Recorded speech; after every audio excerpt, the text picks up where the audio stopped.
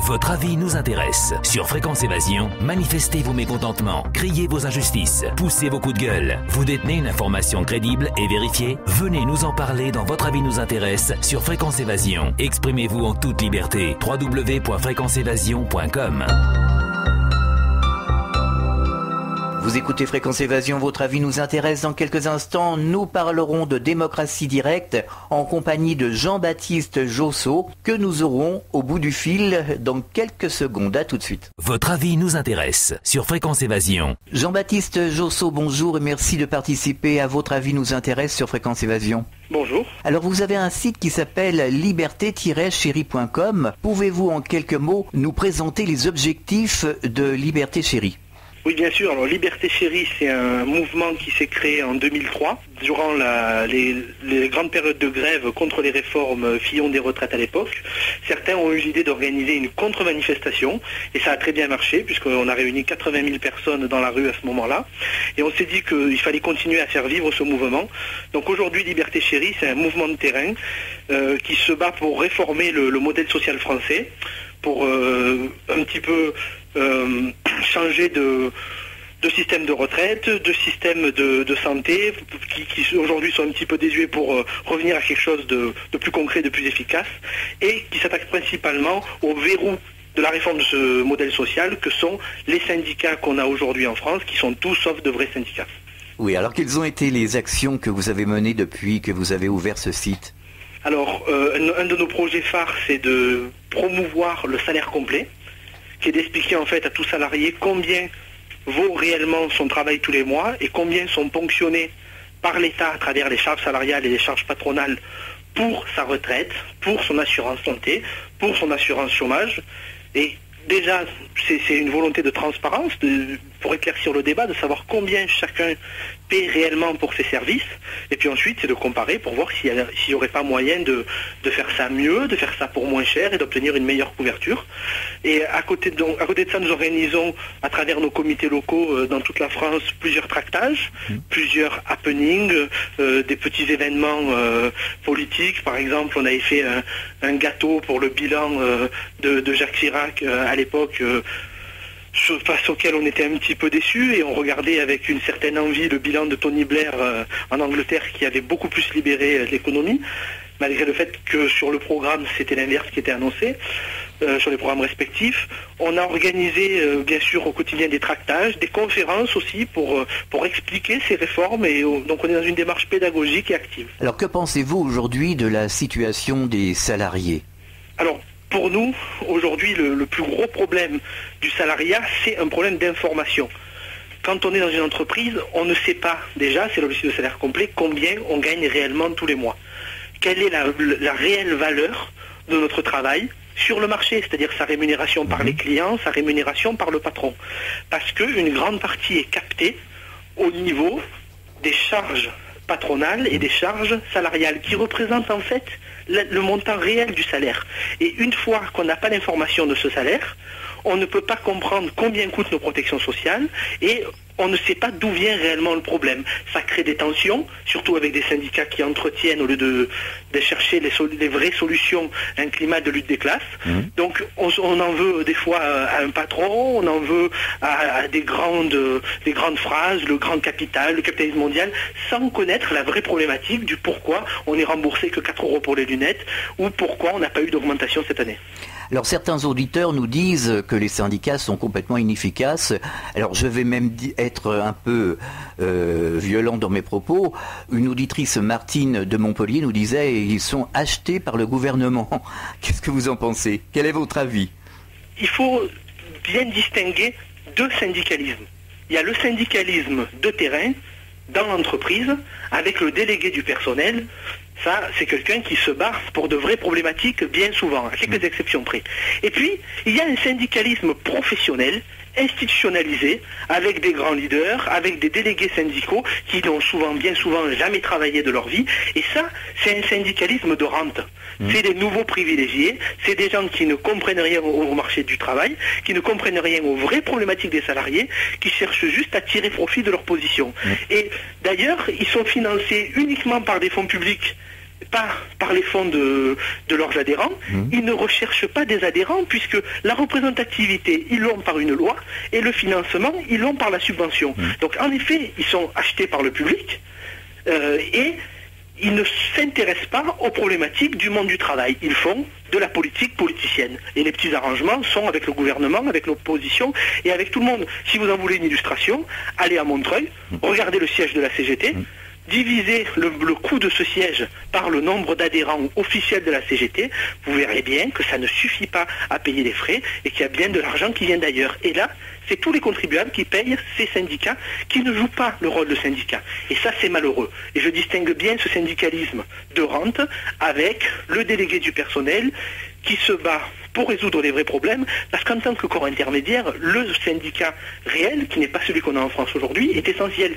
Et ce délégué du personnel-là, bien souvent, est incompris par sa direction et a un vrai rôle social. Alors Sylvain de Carcassonne nous dit il faut arriver au partage des richesses aujourd'hui.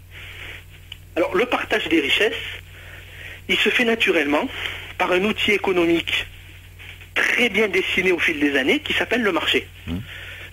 Chacun est rémunéré selon sa capacité, selon son positionnement, selon le travail fourni, selon vraiment beaucoup d'éléments qui seraient impossibles à prendre en compte par un plan, qui seraient impossibles à prendre en compte par un seul être humain ou un économiste. Et les richesses sont partagées et ce système est juste. Ce qui pose problème aujourd'hui, c'est, j'ai envie de dire, les apprentis sorciers. C'est ces politiciens qui vous expliquent qu'ils ont tout compris à l'économie sans jamais en avoir fait, qu'ils ont tout compris au monde du travail bien souvent sans jamais avoir été confrontés aux réalités du monde du travail, et qui essayent de le réguler, qui par une loi, qui par une taxe, de le trafiquer, et qui, quand le marché qui veut dire l'action humaine concertée, ne réagit pas comme eux l'avaient prévu, comme leur loi l'avait voulu, parle de défaillance, là où il faudrait simplement parler d'inefficience et d'erreur dans leur plan. Donc partage des richesses, oui, toute la question est comment. On a un outil qui s'appelle le marché, pourquoi ne pas voir comment, ne pas le laisser fonctionner, c'est pas si mal quand ça fonctionne. En fait, ce que les auditeurs veulent dire, c'est que, on le dit souvent d'ailleurs, hein, les riches, les grosses sociétés sont toujours de plus en plus riches, font de plus en plus de bénéfices, et les salariés en ont moins dans le porte-monnaie, de moins en moins. Oui, alors ça c'est une constatation, ou par l'argent qui est pris. Parce que déjà sur le travail, une grosse partie de l'argent, on en parle sur le salaire complet, il n'est pas tellement pris par les bénéfices, il est pris par la Sécu, qui est un organisme paritaire géré par les syndicats. Quand je dis les syndicats, il faut entendre syndicats des salariés, syndicats patronaux. Donc une grosse partie, plus de la moitié du salaire, d'ailleurs on a fait un site qui s'appelle salairecomplet.com, que chacun peut visiter, entrer le montant de son salaire et voir combien l'entreprise débourse réellement et combien il devrait avoir dans sa poche pour gérer ses propres assurances. Une grande partie de l'argent qui n'est pas dans nos poches et qui fait que les salariés gagnent de moins en moins, il est là. C'est pour ça que c'est une de nos problématiques centrales à Liberté Chérie. Faire comprendre que le vrai salaire est là et que ce qu'on perd finalement, et c'est ce qui pointe avec ces débats de prélèvement à la source, c'est pas tellement de l'argent, c'est du pouvoir d'utiliser notre argent, de la liberté de choix. L'argent est ponctionné et directement affecté. On ne choisit plus ce qu'on en fait réellement. Alors aujourd'hui, on parle beaucoup de démocratie directe. Est-ce la solution pour se faire entendre par le gouvernement? Que pensez-vous de la démocratie directe? La démocratie directe apparaît comme une solution intéressante quand la démocratie représentative est défaillante, ce qui est le cas actuellement. Et très particulièrement, je trouve la démocratie directe fantastique quand on s'intéresse au niveau local, donc au niveau des décisions qui se prennent à l'échelle d'une mairie ou d'un département. La démocratie directe permet aussi de poser le temps du débat, d'expliquer, il y a une pédagogie, ce n'est pas une dictature du peuple où on vote à chaud sur le vif d'une actualité. Il y a souvent 1 ou 2 ans de débats qui permettent à tout le monde de bien cerner une problématique, et souvent l'argument c'est, mais vous vous rendez compte, si on laisse décider le peuple, ils décideront n'importe quoi. Mais ils décident bien des dirigeants, donc ça veut dire que les représentants élus, si le peuple n'est pas capable de décisions rationnelles, sont des gens qui sont élus sur des critères irrationnels. Donc la démocratie indirecte, finalement, n'aurait pas plus de légitimité que la démocratie directe. Ensuite, souvent on se rend compte que les décisions sont bien plus réfléchies et bien plus rationnelles, puisque les gens comprennent en décidant eux-mêmes directement l'implication que la décision aura dans leur vie quotidienne à travers le débat. Ce qui est intéressant, c'est que la démocratie directe responsabilise. On ne se dit plus « je m'en lave les mains, c'est M. Sarkozy ou M. Huchon ou M. Guérini qui décidera pour moi ». On se dit « j'ai mon destin entre mes mains, qu'est-ce que je veux pour demain ?» Et c'est quelque chose de beaucoup plus direct et de responsabilisant. Et on est tous ensemble pour décider. Oui, exactement. Voilà. Alors, est-ce que vous pouvez nous parler en quelques mots des objectifs de vos projets à Liberté Chérie ? Alors, nous allons nous inscrire, bien entendu, dans l'optique de la campagne de 2012, ou même si nous ne sommes pas une organisation politique, si nous ne soutenons aucun parti politique, on y voit une fenêtre de tir, de communication, de médiatisation pour parler idées. Donc, on prévoit une campagne sur le thème de la démocratie directe, où on s'interroge sur une question. Aujourd'hui, on va avoir des gens dans l'année 2012 qui vont nous demander de prendre le pouvoir. Notre question, c'est ils veulent tous prendre le pouvoir, mais a-t-on vraiment envie de leur donner? Est-ce que la solution, finalement, aujourd'hui, c'est pas de rendre le pouvoir au peuple, plutôt de continuer à le distribuer à des gens plus ou moins compétents qui tiendront leurs promesses de manière assez aléatoire? Et on travaille justement à continuer à promouvoir le salaire complet, et on essaye de calculer donc l'impact que ça a aussi sur les salariés du public, parce que c'est une demande qu'on a beaucoup reçue par mail. On travaille aussi à monter un réseau social et un site sur l'innovation, parce que l'innovation, la création d'entreprises est une problématique centrale de notre pays, pour notre économie, que l'emploi, contrairement à ce qu'on peut croire bien souvent, ne vient pas des grosses boîtes bien installées, mais des jeunes entreprises qui se créent. Donc la création d'entreprises et les innovateurs ont un rôle social fantastiquement important, et on veut le montrer, les mettre en avant à travers un site qui s'accompagnera d'un réseau social. Et on travaille également à structurer notre association pour avoir une newsletter en français et une newsletter en anglais pour faire connaître notre problématique en dehors de nos frontières et essayer donc de faire connaître les problématiques françaises et les solutions qu'apporte Liberté Chérie aux étrangers. Eh bien, vous viendrez nous en parler dans l'une de nos émissions prochainement. Avec plaisir. Alors, vous allez nous redonner l'adresse de votre site.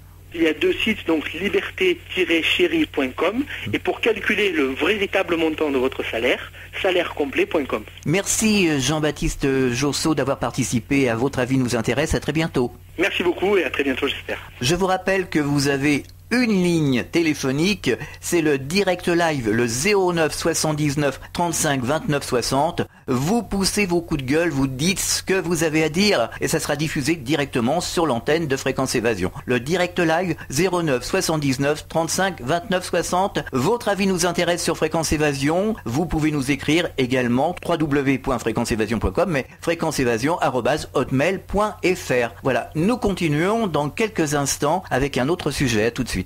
Votre avis nous intéresse sur Fréquence Évasion. Poussez vos coups de gueule en direct sur l'antenne. Composez le 09 79 35 29 60, le direct live de Fréquence Évasion. Vos messages seront diffusés chaque jour sur l'antenne. La crise, le pouvoir d'achat, le gouvernement et tout autre sujet d'actualité, c'est la libre antenne sur Fréquence Évasion 09 79 35 29 60. Chaque jour sur Fréquence Évasion, dites-nous tout. La météo en France dans notre grand sud. Quel temps fait-il en Midi-Pyrénées, Languedoc-Roussillon et Provence-Alpes-Côte d'Azur? Pour le savoir, cliquez sur Météo. Chaque jour, Fréquence Évasion vous offre la météo grâce à Météo France. Votre avis nous intéresse sur Fréquence Évasion. Doit-on avoir peur du nucléaire? Dans Votre avis nous intéresse, vous pouvez vous exprimer sur le 09 79 35 29 60. C'est le direct live. Alors si vous avez peur du nucléaire, n'hésitez pas à contacter ce numéro 24 heures sur 24. Le nucléaire est-il bien maîtrisé? Marc Saint-Aroman va nous en parler dans quelques instants. Marc Saint-Aroman de l'association Sortir du nucléaire. Deux mots sur l'indépendance de l'autorité de sûreté nucléaire, Marc Saint-Aroman. Il y a une douzaine d'années, Libération, je pense que c'était Libération, qui avait révélé que tous les lundis à Paris, dans un hôtel, se retrouvaient EDF, les ministres, les représentants de l'autorité de sûreté nucléaire pour discuter de ce qu'ils allaient communiquer en matière nucléaire. Donc il y avait une espèce de... à l'époque, le journal avait titré « Relations incestueuses ». Ah oui. Et derrière, donc, il y a cette notion qui est là, qui est de proximité entre tous ces gens-là, et qui fait que si vous prenez des gardes dans une société, les gardes tournent pour pas qu'il y ait d'affinité avec les personnels, etc. Donc il y a des choses qui se passent. Là, non. Là, les gens sont là, et il y a une espèce de collusion entre EDF, l'autorité, qui fait que, pour nous, mais alors tranquillement, on n'a plus confiance en l'autorité de sûreté nucléaire, et quand parfois elle essaye de faire son travail, comme elle l'a fait à Flamanville, donc en disant... quelques jours, c'était le 30 mars, Monsieur André-Claude Lacoste, donc il est directeur de l'autorité de sûreté nucléaire, tape du poing sur la table, il dit moratoire sur le PR. Le lendemain, Nicolas Sarkozy balaye ce moratoire en disant il n'y a pas de moratoire, il n'y a pas de problème. Donc si vous voulez, ça montre que quand parfois il y a une volonté de faire correctement le travail, c'est pas possible. Ah oui, c'est une manipulation permanente. Manipulation permanente, exactement. Et j'ai un souvenir assez ancien qui était d'une centrale qui avait l'enceinte de confinement qui était plus conforme. Elle avait un taux de fuite trop élevé. Le gendarme du nucléaire met la centrale à l'arrêt et il dit tant que vous n'avez pas fait les réparations, elle ne tourne plus. Le Premier ministre de l'époque, Lionel Jospin, a signé une autorisation de fonctionner avec une enceinte qui n'était pas conforme. Ah ouais. Voilà. Donc ça, c'était à l'époque où il était Premier ministre. Donc si vous voulez, il y a tout ça qui fait que pour nous, quand à Marcoule, il est annoncé que l'affaire est close, pour nous, elle commence. Exactement, mais il n'y a pas que dans le nucléaire, dans tous les domaines, c'est comme ça. Dans tous les domaines. Et le problème avec le nucléaire, justement, c'est ça, c'est que il profite, ce qu'on a évoqué tout à l'heure, de la difficulté à montrer le lien entre les cancers et les expositions à des radioéléments. Il profite de ça pour dire qu'il n'y a pas de lien, tout simplement. Et comme de toute façon... aujourd'hui, c'est difficilement discutable. Ils en profitent, mais ils ne vont pas en profiter longtemps parce que ce qui s'est passé, vous l'avez évoqué tout à l'heure autour de Tchernobyl, c'est avéré. Et autour de Fukushima, malheureusement, on est en train de se diriger vers quelque chose de beaucoup plus grave puisque les densités de population sont encore plus élevées. J'en ai bien l'impression, oui. Et le souci qu'on a aujourd'hui, c'est que quand le Naoto Kan, ancien Premier ministre, annonce qu'il était prêt à faire évacuer Tokyo et qu'il a dit que c'était la fin du Japon, aujourd'hui en France, on a Monsieur Juppé, qui va en Chine signer des accords sur le nucléaire, alors que ce monsieur-là avait révélé c'était monsieur, comment il s'appelle, j'ai perdu son nom. Il a fait un livre là-dessus, et il explique que Juppé lui a expliqué qu'il était prêt, dans la nuit de décembre 99, à faire évacuer la ville de Bordeaux. Ah oui, je me souviens. On l'avait évoqué d'ailleurs dans une précédente émission, vous vous en souvenez pas? On en avait parlé. Je ne me rappelle pas. Si, voilà. Si, et donc, aujourd'hui, cette personne-là a vécu ça. Il a vécu le drame de Fukushima, et il se permet d'aller au Japon pour faire du reste. Et donc, c'est là qu'on voit que les cerveaux les gens sont bicéphales, parce que Anne Lauvergeon a été chez Kadhafi avec Nicolas Sarkozy pour signer un contrat de pré-vente de nucléaire au colonel Kadhafi il y a quelques années. Et quand elle a été non renouvelée à la tête d'Areva, elle a déclaré que c'était être inconscient que de vendre un réacteur à un dictateur. Alors si un réacteur sautait ici en France, comme à Fukushima ou à Tchernobyl, on pourrait dire que la France serait rayée de la carte quelque part. Voilà, alors là, on n'est pas aussi avancé technologiquement que le Japon. On n'a pas la capacité d'amortissement de la Russie. Donc c'est sûr que la France, déjà, si on fait que le rapport de ce qui s'est passé à Tchernobyl, c'est le quart de la France. Si on fait le rapport de ce qui s'est passé à Fukushima, c'est un peu plus du quart de la France. Donc ce qui veut dire que, effectivement, économiquement et politiquement, la France est morte. Voilà. C'est sûr. Un accident majeur en France, et je vous dis, tout à l'heure, je vous le rappelais, ça a été calculé par deux chercheurs là récemment. Statistiquement, l'accident se produira en France dans les 10 ans à venir. C'est inquiétant. C'est vraiment inquiétant. Donc il faudrait essayer de leur faire prendre conscience. Mais je pense que là, on se demande si on a affaire à des fous. Écoutez, vous savez, quand il y a eu Tchernobyl, il y a des généraux russes qui ont dit « Nous, on croyait en la science, on y croyait vraiment. Et quand on a vu ce qui s'est passé, tout s'est écroulé.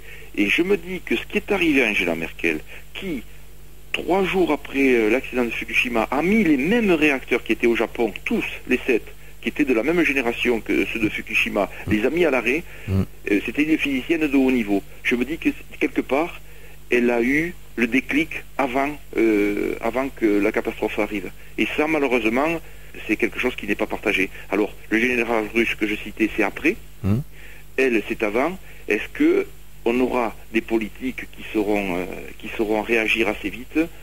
On peut s'interroger. Je ne suis pas très optimiste, mais de toute façon, je pense aujourd'hui sincèrement qu'on n'a pas le choix. C'est ce que j'allais dire, on n'a pas le choix. On n'a pas le choix, et dans tous les domaines d'ailleurs. Bien sûr. Un virage à l'angle droit, je crois. Oui. Ouais. Bon, merci alors. Eh bien, merci à vous. À bientôt. Merci. Au revoir. Votre avis nous intéresse sur Fréquence Évasion.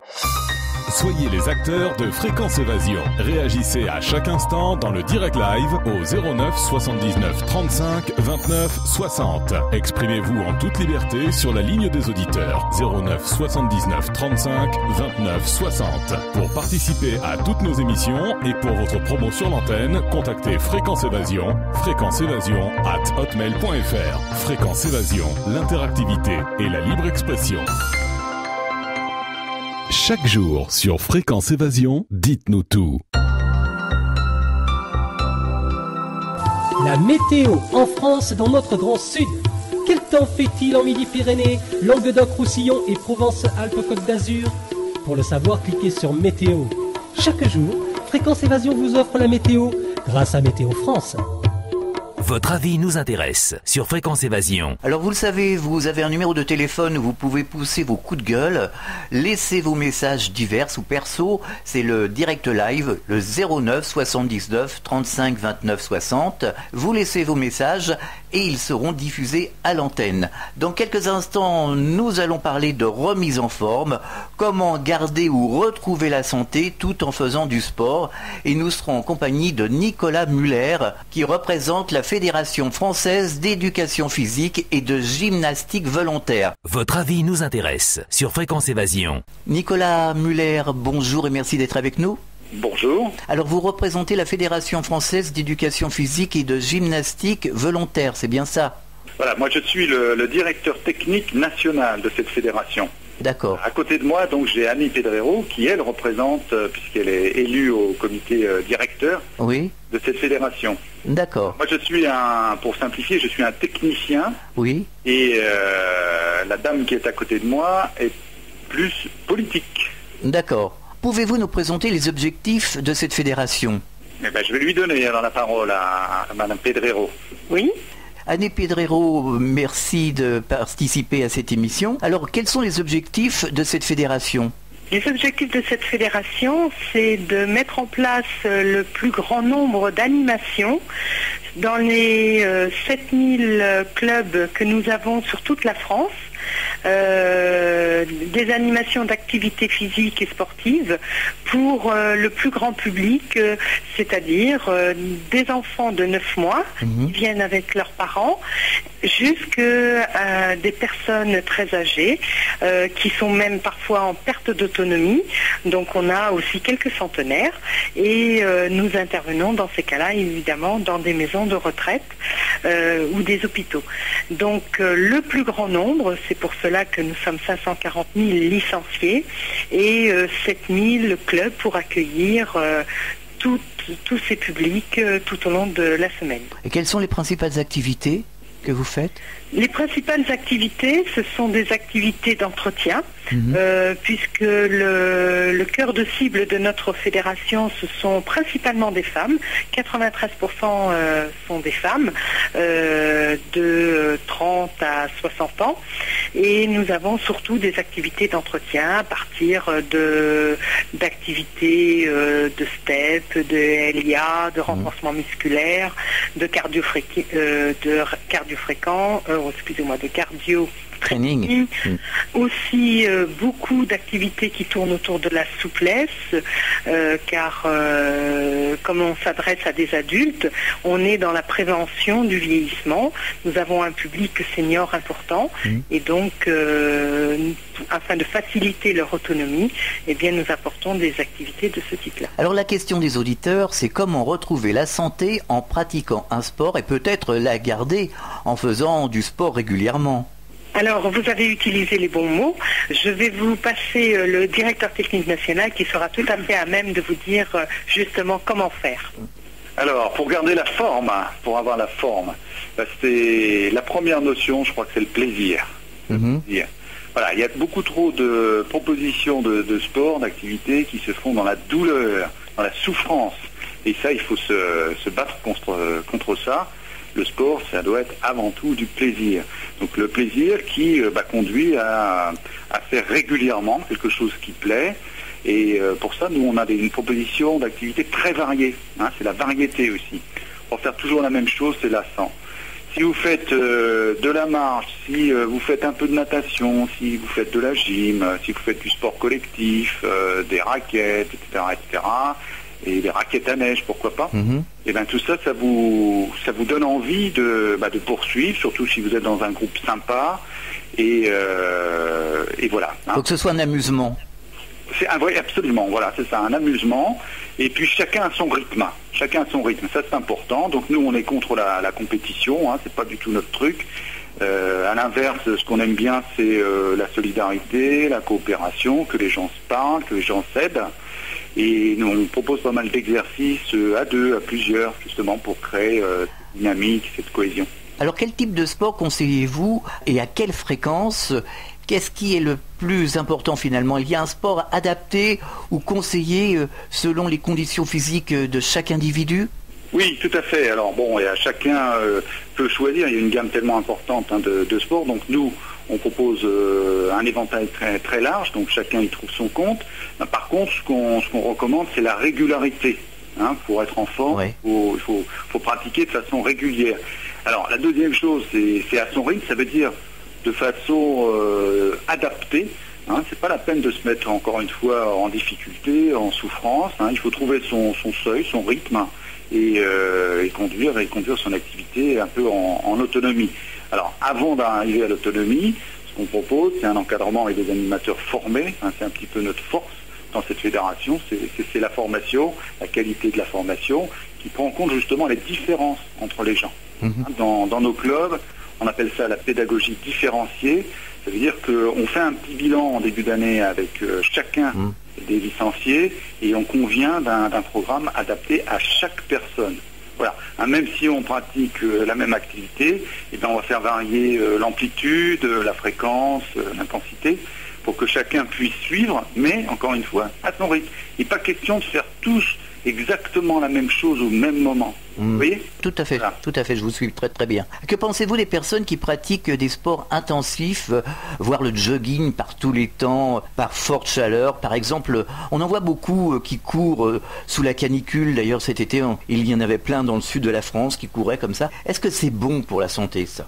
Alors moi je crois pas justement, quand on voit les gens en souffrance, quand on voit les gens au bord de l'apoplexie,